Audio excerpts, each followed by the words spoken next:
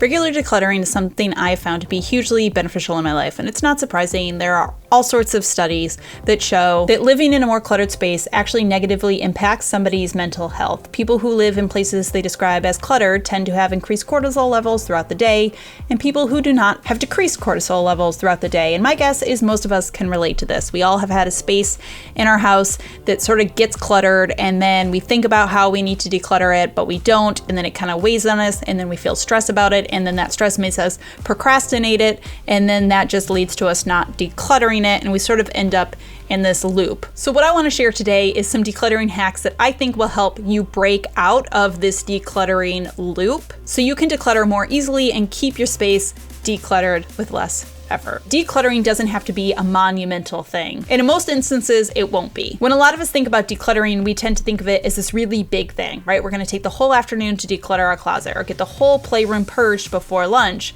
when in reality it is much more realistic to look at decluttering as smaller tasks. It makes it way more attainable than trying to do this like full house or full room declutter. I want you to think about breaking your decluttering down into smaller bite-sized tasks, right? So you're not decluttering the whole kitchen, you're just going to do one drawer. You're not going to declutter your whole bedroom, you're just going to do a section of the closet. What's really great about these is when you're not looking at decluttering as this big monumental thing, and instead of these small little tasks, little bite-sized things, the things you can do in your everyday life.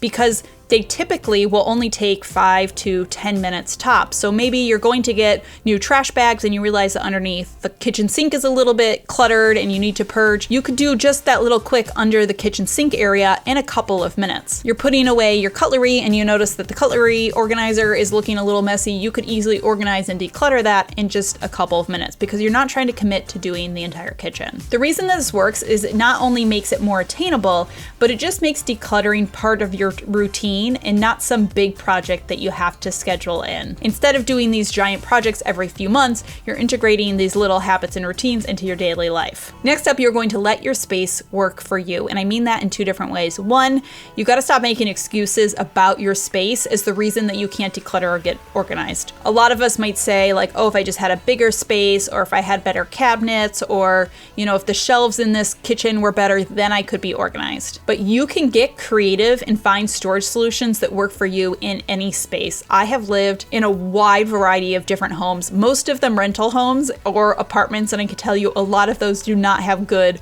organizational structures set up, but you can get creative. I have created mudrooms out of IKEA cabinets. I have used the back of the door to organize so many different things. If you have a small bedroom, you can be really diligent about minimizing your closet or keeping all of your seasonal or formal wear stored somewhere else. I do the same thing in kitchens. If you have a really small kitchen, you don't need to keep every kitchen equipment item that you have in your kitchen if you don't have space for it. Just keep the items that you use on a weekly basis and store some of the other stuff somewhere else, in a closet, in an attic. Get really smart about using vertical space, storing things above cabinets, creating a shelf along the top of a ceiling in a bathroom, instead of saying, oh, I can't get organized in this space, and instead say, how can I organize in this space? And another thing that I love to think about when it comes to letting your space work for you is using the idea of containers. Containers create limits. So whether the container is a physical container or it's just a container in the sense that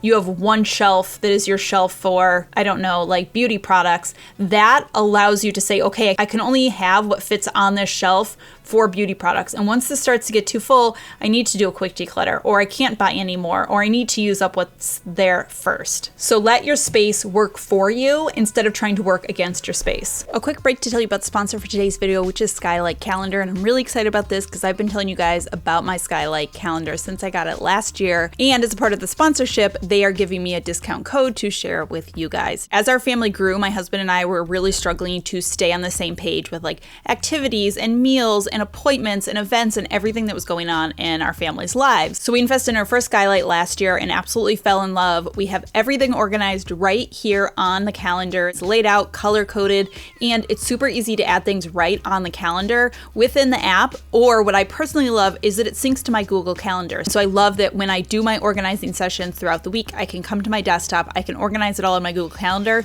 and you know that it's also showing up on my Skylight so that everyone in the family knows what's going on. It also syncs with other other calendars such as Apple Calendar or Outlook if that's what you use. Along with being just a calendar has other features built in as well, such as a chore chart that you can use for your children. One of the additions that I love and personally use all the time is the meal planning option. This allows you to do all of your meal planning with the Skylight Calendar Plus, and you can even store your recipes right here. So you don't need to manually enter the recipes. You can use the Sidekick feature and pull full recipes from websites or even take photos and upload them. Then when it's time to meal plan, you can literally just pull from your recipe box that you have saved and easily fill your week with the meals that you want. I think one of the things I love most about the Skylight is how versatile it is to edit and add to it. You can add things right on the calendar. You can do it via their app on their phone, and they also have a desktop app. I've talked to you guys about convenience illusion in the past. This is products or gadgets that are supposedly making our lives easier or more convenient, but really don't.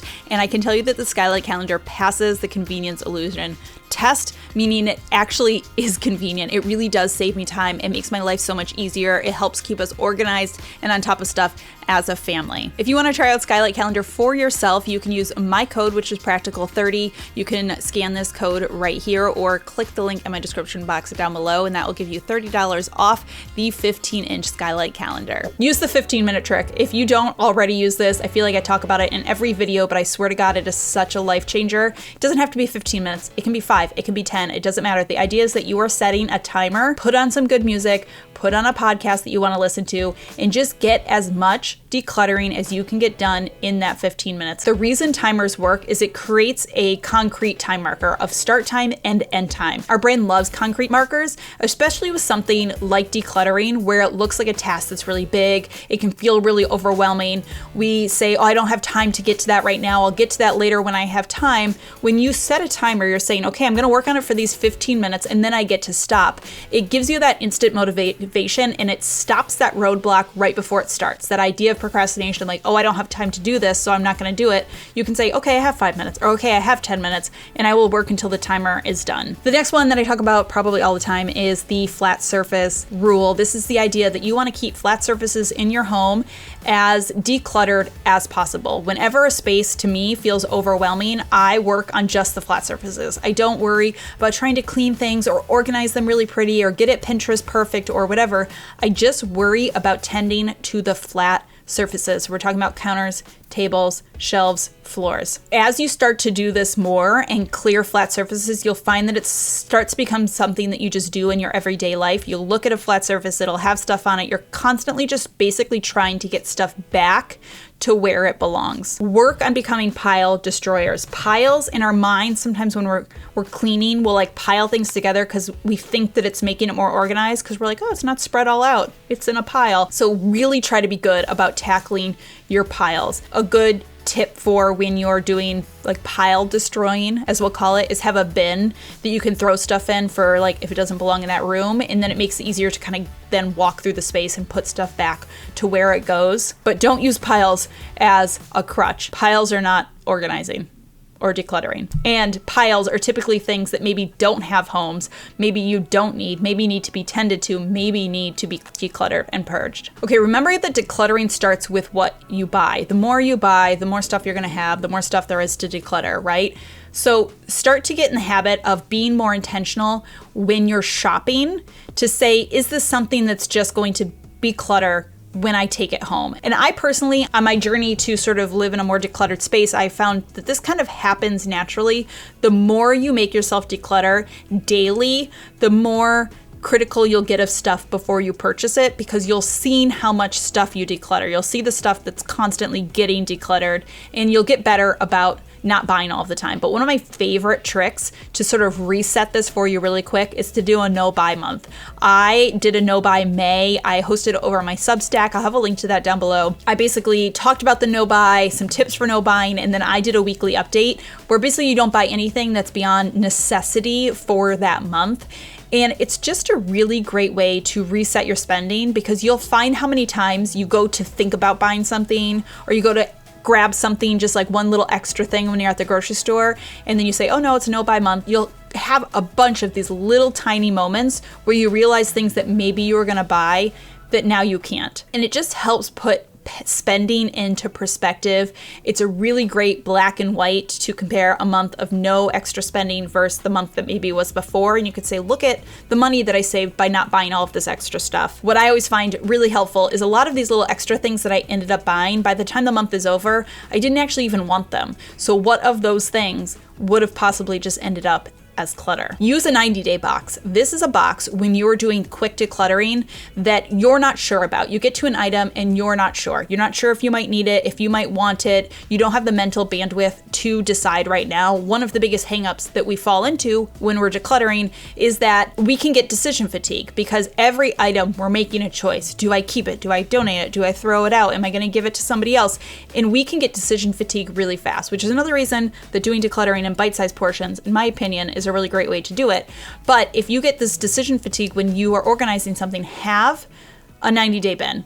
This is a bin where you throw stuff and then just put it somewhere out of sight, in your basement, in the back corner of a closet, or whatever. And what will happen is, ideally in 90 days, but maybe it's in a year or in 6 months, you'll see the bin, you'll see the stuff that was in there that you literally never thought about, that you didn't need. And it'll become a lot easier for you to say, okay, I guess I don't need this. Or maybe there was an item you did need, and then you can go to the 90-day bin and you can get it and you can still use it. And so it just helps stop that mental roadblock of like the decision fatigue, and it helps make it really obvious the stuff that you didn't actually need because you never thought about it. And on that note, I want to share with you guys a couple quick little mantras that really help me when I am decluttering to overcome that decision fatigue and make a choice, like a quick on the spot choice. The first one is, did you forget this existed? This is kind of like a down and dirty tip if I'm doing some ruthless decluttering, but if I'm going through some drawer, did I forget this item existed? And if it did, I don't need it, because I literally forgot that it existed. The next one is Swedish death cleaning. I will link my Swedish death cleaning video down below. It's the process of essentially going through your home and getting rid of stuff, in the sense that, like, if you were to die, that your relatives wouldn't be stuck going through all of this stuff. It seems like a kind of morbid idea. It's really not. There's a whole book about it, actually. It's a really nice concept, but sometimes it can be really quick for these like down and dirty things that you're trying to decide, where I'll be like, listen, if I died next month, like, do I want somebody to have to sort through all this shit? Sometimes that can be a really quick, just down and dirty if you're trying to declutter and decide if you need something. And then the last one, I forget where I heard this idea. It is brilliant, and I feel bad that I don't remember where.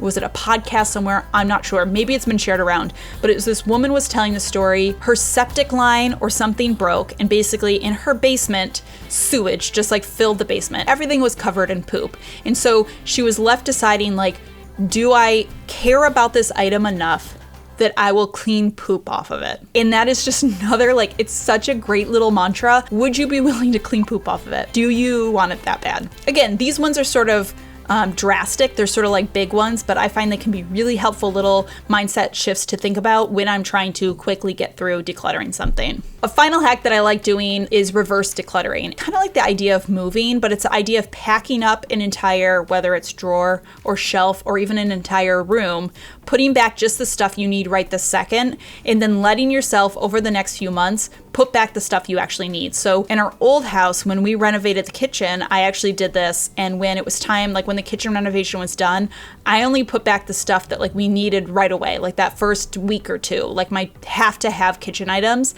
And I kept everything else packed down in the basement.